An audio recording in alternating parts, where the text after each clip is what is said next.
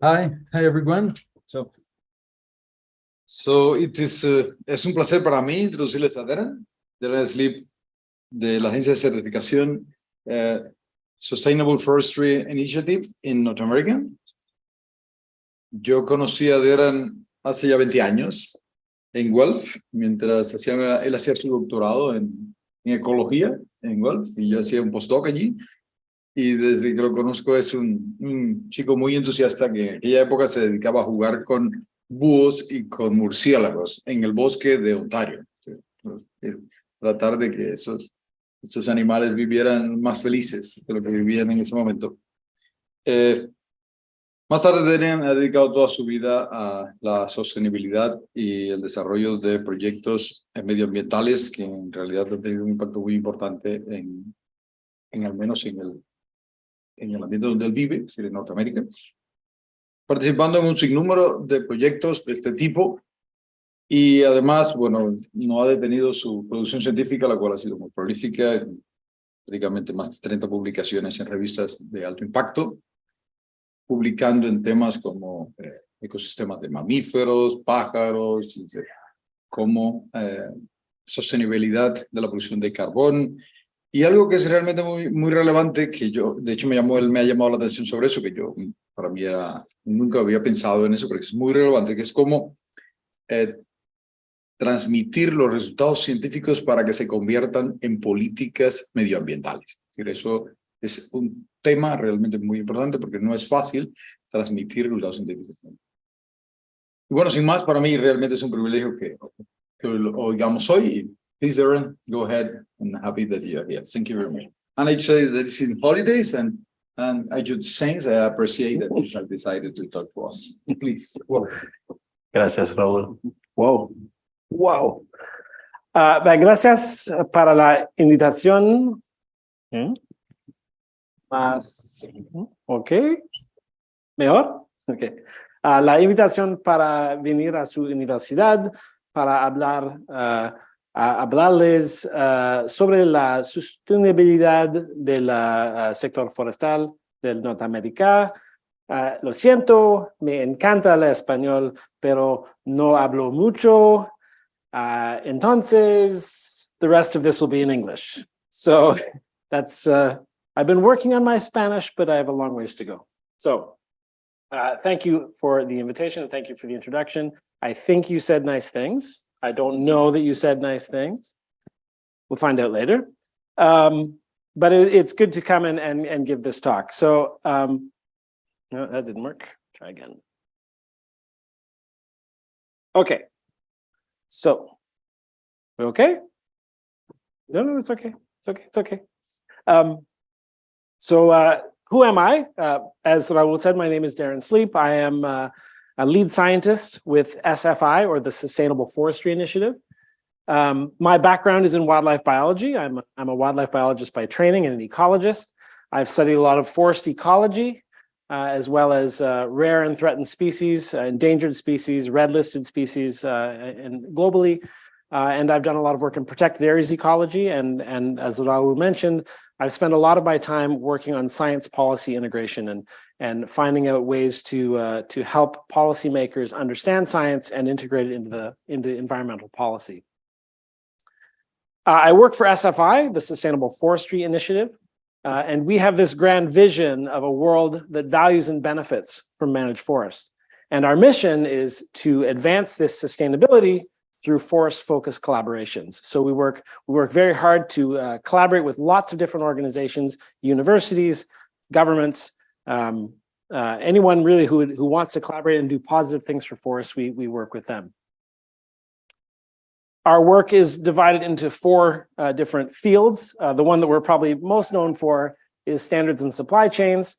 This is the work we do to help provide assurances that forests are well managed. So we set a standard that gets renewed every 5 years, incorporating the latest science, and then companies apply our standard on the managed forests that they work on, so they can get a stamp of approval and put on their products, and to do things like ESG reporting, which I'll talk about later. But realizing that sustainability is broader than just the forest itself, we also work in education and career pathways. community and indigenous relations. This is helping young people understand the forest that they benefit from, and making sure that all communities and all peoples benefit from forests as much as anyone does. And finally, we have this conservation and collaboration, which is where I spend most of my time. But because we are a very what we call a cross-pillar organization, I support all of these different fields. So unfortunately for all of them, I do work in each of their departments. So the science and the conservation get spread evenly across the organization. The SFI is governed by a three-chambered board. So we have members, this is a CEO-led board. So the chief executive officers from all these organizations sit on our board and give us direction over time. So we have folks from the economic chamber, which are the companies that are using the standard, the environmental chamber, which is environmental and nonprofit organizations that help guide our work, as well as social organizations, again, helping ensure that all peoples benefit from forests as much as anyone. Certification, SFI only operates in North America. So this represents certified area in North America over time by these various different standards. You can see PEFC Canada, that shouldn't say PEFC Canada, don't worry, but that actually should say FSC Canada. Okay, no, that's FSC then. Okay, this is PEFC, right? So this is CSA. All right, so PEFC Canada is the program for the endorsement of forest certification, which is active here in Spain, actually, and we'll talk about that in a little bit. The American Tree Farm System, ATFS, you can see this is primarily for small landowners in North America. FSC, or the Forest Stewardship Council, and there's SFI, and we continue to see this growth over time as more and more area gets certified to SFI. All large producers of forests in North America, in Canada for sure, are all certified to one of these standards, and obviously significantly to SFI. Whoa. There. As I said, our standard gets renewed every year, and there are elements in our standard that cover all these different aspects of environmental law and regulation. You can see we have, for example, forest health and productivity. So there are objectives that companies must meet as they manage their forest to deal with health and productivity. Conservation of biological diversity, protection of special sites. So those might be ecological sites, or they could be heritage sites or historic sites on their lands that they have to protect. Recognition and respect for Indigenous people's rights, and so on. Each of these different categories must be met by any company that's certified to SFI. What's really important to me is objective 12, which is forestry research, science, and technology. So to be certified to SFI, you must, as a company, be actively involved in research. So that's a requirement of the standard. If you are certified to SFI, you are doing active research. If you are not doing active research, you're not certified to SFI. So it's that simple. But this drives a lot of money into research and helping us get better at what we do.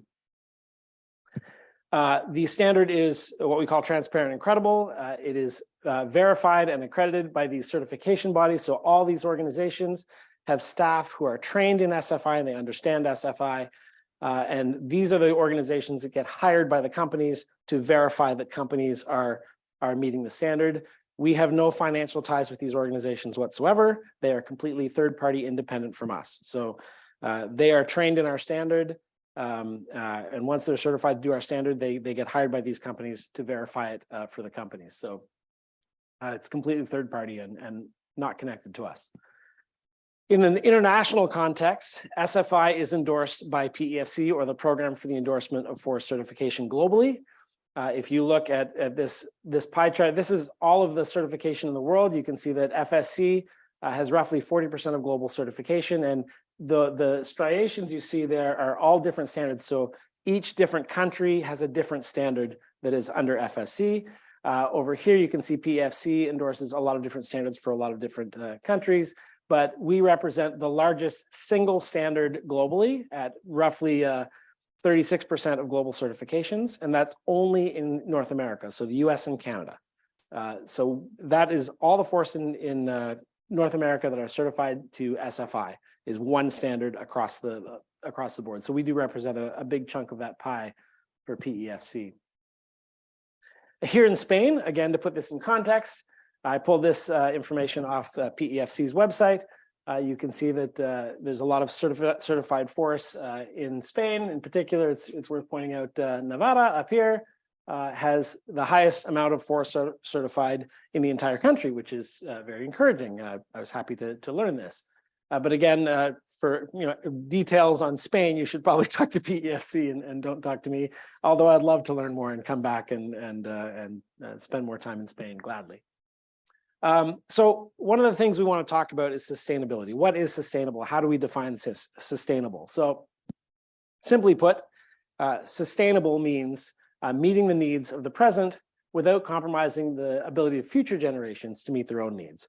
So that's a very broad general definition of the term sustainable. But if we add the word forestry in there, it's a lot more specific. So this has to do with using the art and science of forest management and silviculture to bring products from the forest and to market.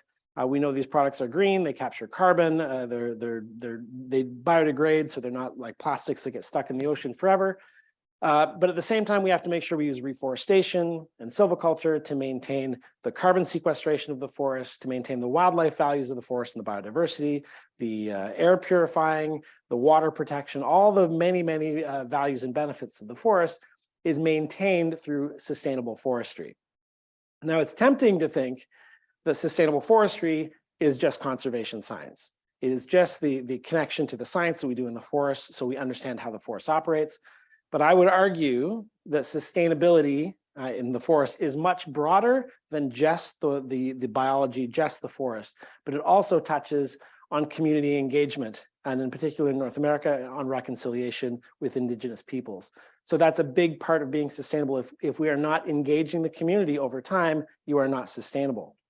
Further, educating the next generation becomes important. If we raise citizens who are cognizant and understand the forest and understand the value they get from the forest, as they say, you only protect what you understand, what you value. So educating the next generation becomes an important part of sustainability. And then all of these things must be communicated. If you are doing these things, if you are educating, you are doing conservation science, you're doing community engagement, but it's not communicated in a way that both policymakers as well as the general public understands and can appreciate, it's of no value and it's not sustainable. So all of these things make up sort of the map of sustainability. So we start in thinking about social innovations, for example, and how we can come up with sustainable solutions within the space of forest management for social innovation. In North America, the SFI standard is partnered with over 40 Indigenous organizations across these 10 million hectares or 4 million hectares, 10 million acres or 4 million hectares, depending on the flavor you prefer. And we partnered with over 180 Indigenous communities on various initiatives around the forest. So we think it's very important to not only as an organization to be engaged with these communities, but to have the companies that are certified to SFI engage with these communities. We're also working on programs to grow what we call future conservation leaders. So we have a green jobs program where we've placed young people between the ages of 18 and 25, I believe. Over 6,000 of these green jobs have been created in partnership with the Canadian government. So the government gives us some money to administer this. Companies that want to hire young people to do these jobs that are outdoor jobs often, that may be involved with also Parks Canada, the Canadian Parks Council is involved with this work. So these young people can get jobs for the summer, for example, and the money we get from the government pays for half of their salary, and then the government pays the other half. So basically these organizations get students for half price for the summer. But in all this, it's not just about randomly hiring a bunch of kids, but we've achieved gender balance. We've got over 900 Indigenous youth that have been involved in this program from 100 different communities, and we've had 400 different employers across Canada get involved with this work. This program is currently being adapted and moving into the US now. So we're going to try and do the same thing in the US. Obviously, we're looking for funding to do it.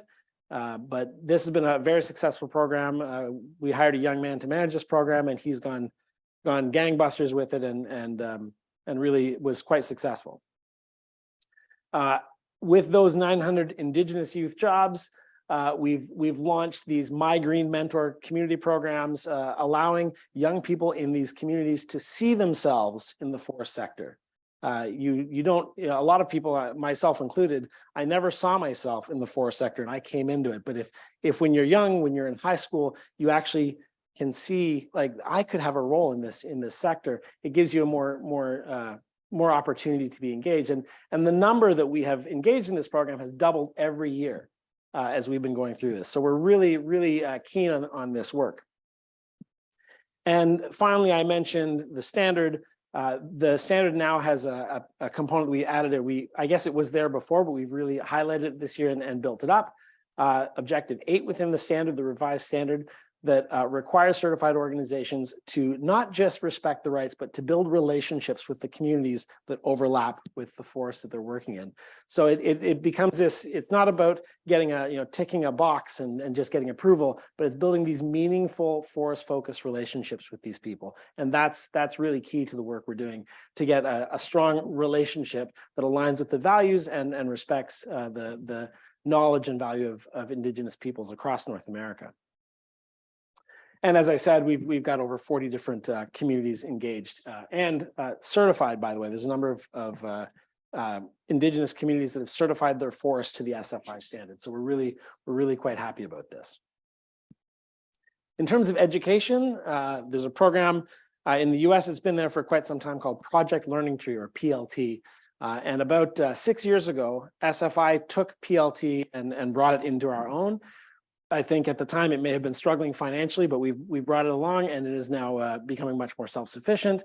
And we've got this focus on these Project Learning Tree career pathways, as well as forest literacy. We find that a lot of young people in particular coming out of high school have very little understanding of the forest, what happens in the forest, how the forest is managed.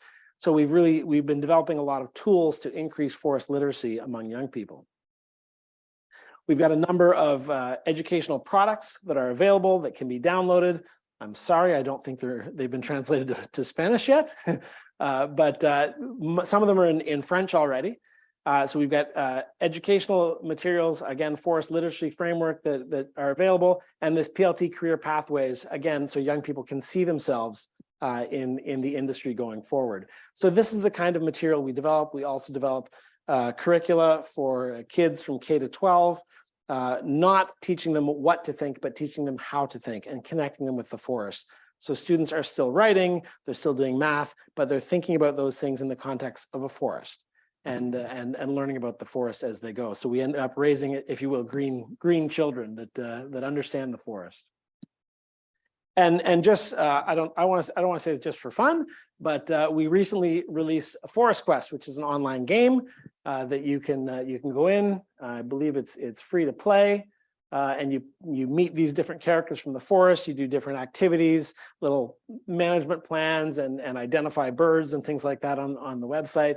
It explores green jobs and the benefits of sustainable forest management. So this was a really, I ended up being the sort of science backing for this. So they would come to me with, we want to do this. And I was like, well, that's not real. That's crazy. And, we worked it through and came with this really amusing little game that you can check out. So this is some of the stuff that we do through Project Learning Tree.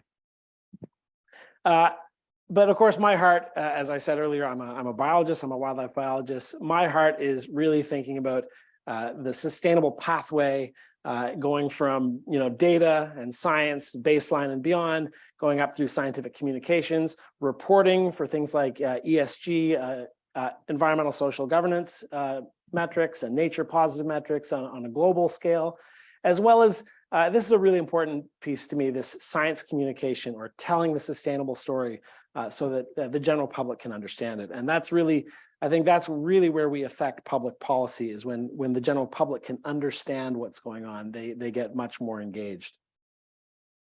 So when we think about the basic research, so as I said earlier, we engage with consultants and government scientists and academics. It's really important that we test assumptions about sustainable forestry. Do our methods work? Are they successful, and are they doing what they think they will do? So when we harvest a forest and we replant that forest, does that forest come back the way we expect it to? Do wildlife respond to the forest the way we expect them to, so that we can make sure we're maintaining those things? We also want to quantify baseline conditions, and this is a particularly challenging one, especially for things like carbon. But we really want to know that are our practices any better than business as usual? Are we just doing the same thing that we've been doing for centuries, or are we actually getting better at what we do? That requires an understanding of where we're starting. How much carbon is in a forest when we start? How much is there 50 years later after we've been managing it? And then we need to provide data to tell these stories. When we're going to communicate to the public, when we're going to communicate to policymakers, we need to know about the data. What is the good news that we can share about what sustainable forestry is doing? So this all becomes very important. And of course, we want to create new tools and new practices to improve what we're doing. The forestry is all about getting better over time. And I quote, I think I'm quoting a former supervisor of mine, because he said this all the time, but it could be that it was some famous person that I don't know who. But I was attributed to Mark Brigham. He said, research without publication is recreation. And I would actually say research without communication is recreation. And there's an important distinction between publication and communication, which I will get to in a minute. So back to this doing the science. The requirement of the standard is that certified organizations must be actively engaged in research, and we track that. We ask them every year, how much money have you spent and what have you spent it on in terms of research? So we can see that in 2021 alone, the company certified to SFI invested over $78 million, that's US dollars, in scientific research in the forest in these various categories. You can see how much they put into each different bucket, if you will.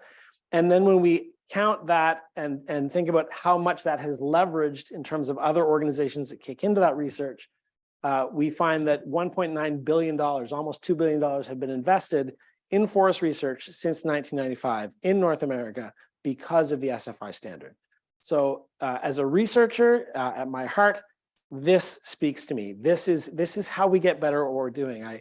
I know people say, the expression is, and I don't know if this expression translates to Spanish, it's not rocket science. Forestry is actually much harder than rocket science, and we need good research to inform it. And 80% of these research dollars are linked to what we call conservation-related objectives. They're biodiversity, species at risk, and things like that. So to me, this is one of the key elements of the standard and what we do. But it's not enough, because we found there's a lot of questions, very specific questions that that research might not be touching on. So at an overarching level, looking at what the sector needs broadly and even globally in cases, we started what we call the SFI Conservation Impact Project that focused on these three elements of water, biodiversity, and carbon. This is to funnel money directly from our budget into these research projects. Because we felt brand owners, these are the people who are buying the forest products, they need to know the impact of their sourcing. They need to know what it means if I'm making a pizza box for my company, what does my choice of material mean for the forest? So we really want to communicate that. Obviously, certified organizations need to understand the value of what they're spending on certification. It's not cheap to be certified, so they need to understand the value. The stakeholders, and this could be environmental organizations, this could be the general public, they need to understand the value of certification. And again, very importantly to me, this improved understanding facilitates continual improvement. We can make the standard better if we have more research. So we started this program in 2006, I believe, and it's been running ever since. And we've invested 63 different conservation grants with various partners to get a better understanding of this. Since 2010, we have awarded over 100 conservation and community partnership grants. So that's 63 is just the conservation grants, but there's been another 40 or 45 or so that have been community grants to help communities understand their forest better. And that since 2010 has totaled over $4.4 million. And we think this is very directed funding to ask questions that we think are really important across the sector, and not important necessarily to any one company, but important to the sector as a whole. For example, this is a big topic. This is, for those of you who may not be familiar with this creature, this is not a moose. This is a woodland caribou. In Canada, this is it's a focal species. It's an iconic species. It's actually on the back of our quarter, which it vexes me when people say that that's a moose. It's not a moose, it's a caribou. This is a very important species culturally to the Indigenous people of Canada. And it is one of the species that between climate change and land use change from forestry and others, it has struggled to stay in the landscape. So we've put a lot of money into trying to understand this issue and trying to get better at it and to develop new practices to help maintain caribou on the landscape. So we've directly invested about $350,000, and that has translated with other contributors to about $1.9 million over the last 5 years. So this is an important species. It's one of those species that I've done so much work on that I feel like I should own a caribou at this point, which I don't. But our CEO, Kathy Abuso, continuously asked me to get back into the caribou issue. And it's become, as you can imagine, it's become a very political issue in Canada as well. But we do other work that's not just caribou focused. We've done some work, particularly in a cross-border region with 2 organizations in North America. The American Bird Conservancy is a very big grassroots organization that focuses on birds in the US. And the Boreal Avian Modeling Project is a very scientific, data-driven organization based out of the University of Alberta initially. And they work on bird data of the boreal and hemiboreal. And we saw these 2 organizations as being a very good partnership. And we brought them together and said, look, can we do a project looking at birds and forest management in a cross-border region? So we went to the Lake States. So if you think, depending on how well you know North America, I think Ontario and Minnesota and Michigan, that area, and got them working together. So this is a project that's been going for a few years now, looking at better engagement with partners, working on both the science data as well as the grassroots organization. So it's a project that's been going for a few years now. We've worked with the Splatsin people in the south central part of British Columbia, looking at how forest certification and forest practices affect culturally significant plants. So these are plants that are important to these people for food and for medicine. So we want to make sure that forest management does not negatively affect these species of plants that are important to their culture. So this is some work that we've been doing, looking at plant regeneration post-harvest. So you go in, measure the abundance and vigor of these plants, do the forest management, and then come in and see how they've come back years afterwards. So that's another project. And finally, this one, again, talking about baselines, trying to understand what the baseline is. One thing we've been working on is trying to measure the biodiversity at a broad scale across North America on SFI certified lands to find out how well forest certification and management is protecting these species. It's a very challenging project because in Canada, the data is publicly available for the space of where companies are operating. In the US, it's privately held data. So we've had to do a lot of begging and cajoling and calming and reassuring that we will not give their data away.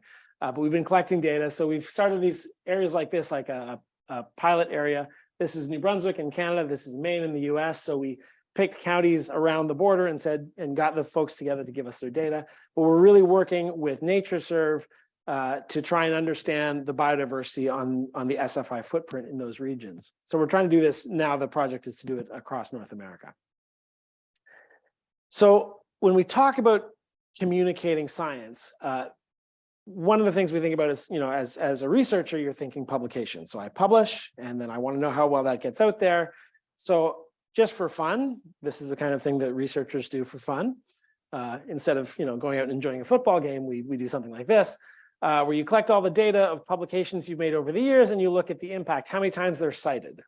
So as if SFI were a researcher, I calculated SFI's H-index, has an H-index of about 9, which is not too bad for what you would call a sort of a young researcher. A little disappointed to find it's also my H-index. They're not the same publication at all, but so I've either got to get better or SFI's got to not get better or something so I can be above it, but we'll work on that. But in any case, we're seeing an increased impact of the science work that SFI is doing in the science marketplace, if you will. So we're happy about this. We're seeing more involvement in thought leadership. Whoops.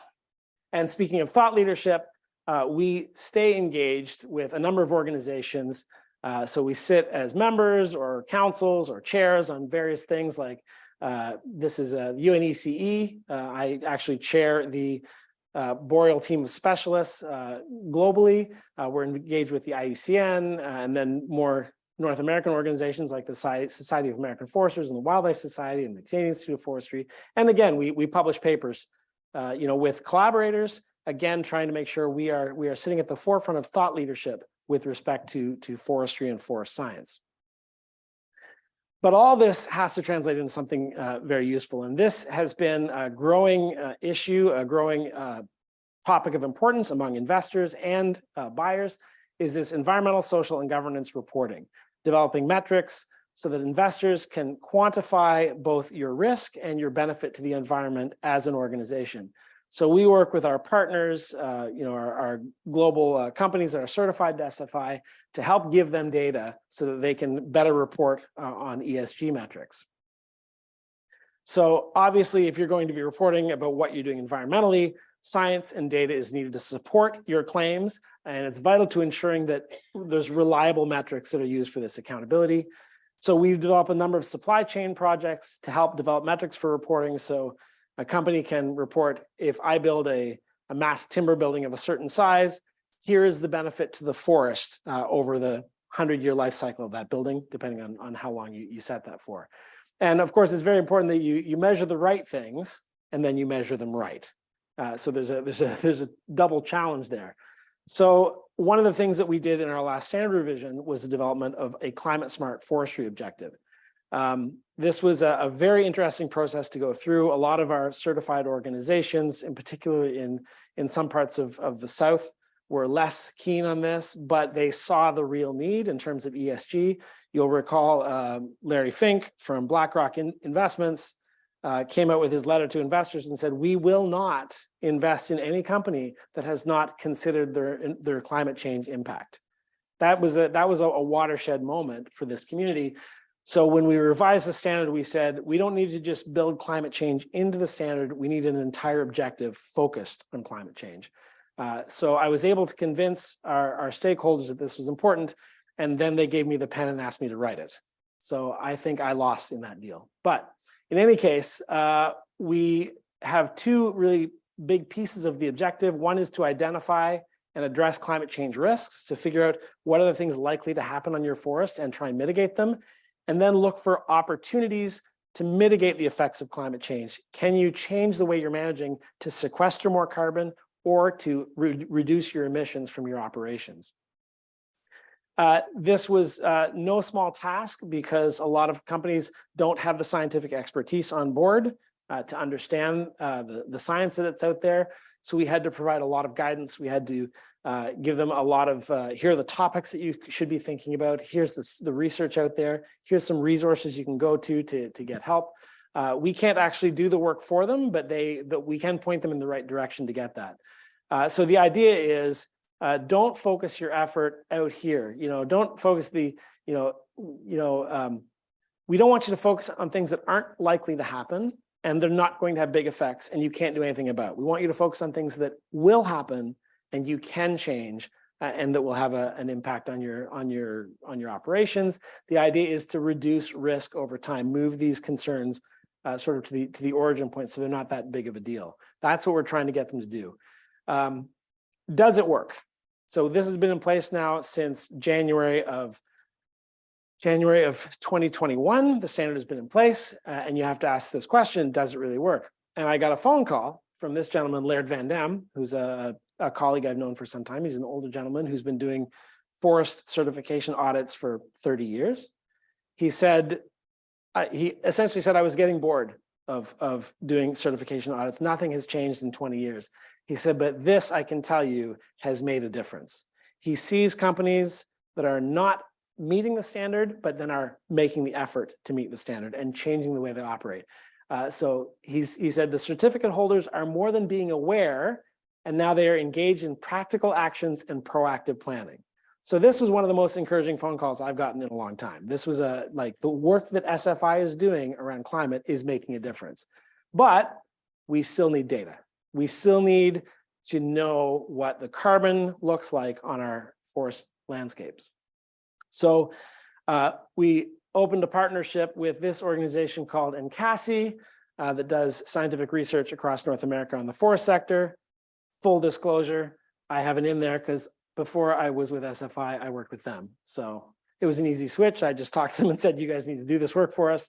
We gave them some money to do the work, and we developed a carbon assessment tool for the US footprint. So It looks like this. It is available if you're curious. The one question we get a lot from our partners in Europe is there something available like this for Europe? And the answer is no.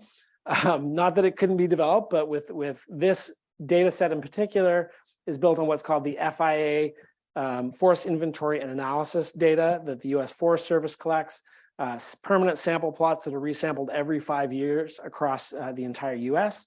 The states you see that are not yellow, they're blue of some shade, are states that we have SFI certified forests. And we can use this data to generate a really good understanding of how much carbon is stored on the SFI footprint and look at how the storage of carbon changes over time. We know that every year there's a certain amount of carbon that is stored in products that is released because it gets burned or thrown out or something like that. Similar to paper products, we tend to think paper products don't get retained. It's not entirely true. It's just a very small portion of the profile that is paper products that does get retained. If you think about libraries and bookstores and other places, there is a certain amount of fiber that gets retained as carbon. And of course, the wood products tend to stay for a very long time. And that adds to mitigating climate change. The more carbon we can move from the forest into permanent storage and then regrow that forest, of course, that reduces carbon in the atmosphere. So this is the kind of tool that we've developed to try and help certified organizations understand their carbon inputs. On this map, you can go down to a single sampling unit, so you can get closer to what's going on in your forest, so they can better report to things like ESG metrics, how they're doing with respect to climate, for example. We've used data like this, as well as some modeling that we did in Canada, to get a very ballpark estimate of what is stored on the SFI footprint. So we estimate that there is more carbon stored in the SFI footprint in North America than would be emitted by 30 billion cars in a year. And for the record, 30 billion is roughly 21 times the number of cars that are currently operating in the world. So I would love to give you a better way to say this, but the bottom line is there's a lot of carbon that gets stored every year in the forest. This, by the way, is the static amount that's stored. On top of that, there's a sequestered amount that gets added every year. That's a much harder number to come up with, but we were able to do this as far as the pure storage goes. So this is the kind of thing that we try and communicate to our certified organizations to help them with their ESG reporting. So again, you've heard me talk about these different elements of SFI, the social side, the environmental side, and the governance side. Again, these are all things that we're trying to provide leadership towards ESG reporting for our certified organizations. So if you are certified to SFI, you then can say something about all of these things because you are certified to SFI. So it helps companies report on ESG so they can report to their investors and they can report to their customers in their sustainability reporting that this is the kind of thing they contribute to. Now, this is a very important slide to me. So this is, I've just been talking a whole lot about scientific communication. So this is what we do as scientists, as academics. We write new papers, we contribute new knowledge to the scientific community.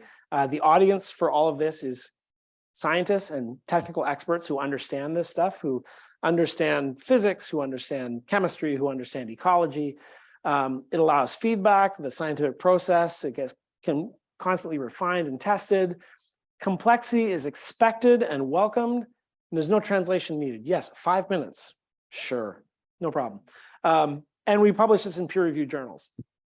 Science communication, on the other hand, is a lot different. This is to inform and educate and raise awareness. The audience may be the general public or maybe policymakers, and it generates an appreciation of science in our everyday lives. Complexity must be translated and explained, but not dumbed down. This is not about speaking to the public like they are children, but in fact, it's finding a way to communicate that complexity in a way that the public can understand. Science communicated by scientists does help. It gives credibility, but it's not enough. The public needs to hear the stories in a way that they can relate to. But again, not dumbed down, but adequately explained. I love these two, I assume these are computational physicists who have this, then a miracle occurs in the middle of their, I think we should be more explicit here, he says. We need to be explaining this better. And that's what communicating science is about. So Science can be complicated and the public doesn't want the details in most cases, but dumbing it down can be perceived as misleading. What are you hiding? Or condescending, those terrible academics. So what we really need is science communicators who can convert the scientific apples to the oranges that the public can understand. So at SFI, we've hired Steve Weiland, who's our Director of Conservation Communications, and he writes these great stories about the research we're doing, in this case about the research we did on gopher tortoises in the US, and translates that in a way that the general public can appreciate it and sort of get into the story and feel something from those stories. And that's what's really important to sustainability, is getting people to feel what we're talking about. And of course, social media, we're constantly tweeting and I don't know what you call the other ones, releasing things on YouTube and putting things on LinkedIn and on Facebook and things like that. And we track what kind of an impact that has, how many people are checking those stories out and how many people are looking at them.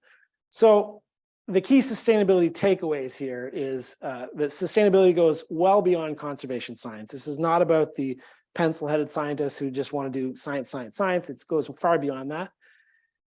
Science is obviously needed to support sustainability claims and to developing reliable metrics. And it's important that we measure the right thing at the right time and the right place. Scientific communication, although important, is not the same as science communication, and the difference between those two is very important in terms of sustainability. And at SFI, we're working to tell that sustainability and communicate it to multiple audiences. Again, that's the scientific community, corporate and government reporting, the general public. The idea is to help people really appreciate the forest, appreciate the value we get from the forest, and appreciate the ecology and the ecosystemic values from those forests while still producing the products that we need and love. And with that, if I've done this right, my last slide.